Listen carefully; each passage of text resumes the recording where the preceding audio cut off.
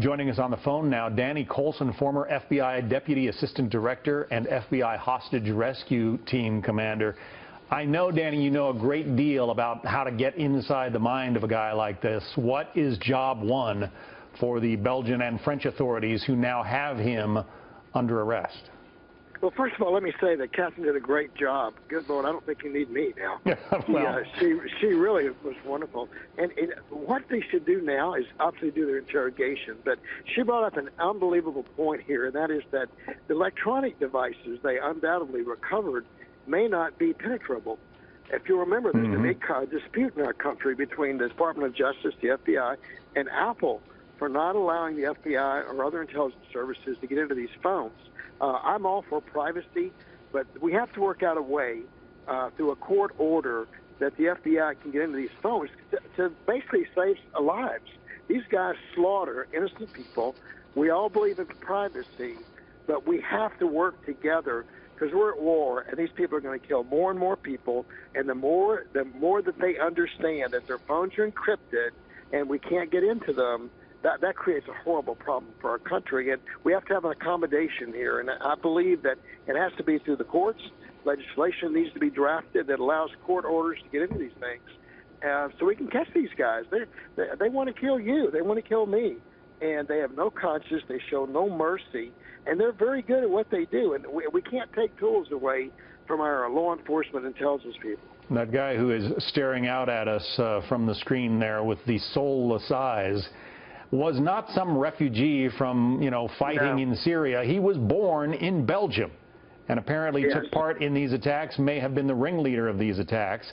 How do authorities now lean on him to try to divulge what he knows? Well, not like we do. In France, they lean a little harder. Oh, they do? They're a little more aggressive, and they can hold them incommunicado. He can start screaming for lawyers. They're not going to honor that. There's going to be a lot of evidence in that apartment. Some of the people that he's with will obviously continue and keep up the banner, but this is a great coup. Catherine was absolutely right. To get this guy alive is very, very important. And one thing to remember is that a lot of these refugees that come here don't come here or to France or any other country to assimilate. They come to new countries to balkanize. And they don't respect the law in a lot of cases, and it creates these enclaves of people who don't honor the law of the land they're in. And that does two things. It makes it difficult for law enforcement, but it also gives them the opportunity to recruit pretty good informants. So it's a very difficult problem. The French are very good at that, and I give them a lot of credit, the Belgians too, for what they did today. This is Heather Childers. I have another question for you in reference to this particular area where Abdeslam was found. 3 of the 12 gunmen in the Paris attack were from Molenbeek, including Abdeslam and his brother. So how were they able to escape authorities for 4 months when obviously they were looking in this area, or they should have been? Well, I'm sure they were looking there, but likely he got out of there. Likely he went someplace else, and there is a network of these individuals. They have safe houses. They know how to hide, and he may have. Likely, what happened here is he was there for a while and then left, and they move around. I've chased a lot of terrorists around the world, and they very seldom hide in one spot and stay there. Obviously, Osama bin Laden did because he had no place to go. But a guy this young, this active, is going to go place to place, and I don't know how they tracked them there. I'm thinking probably through informants.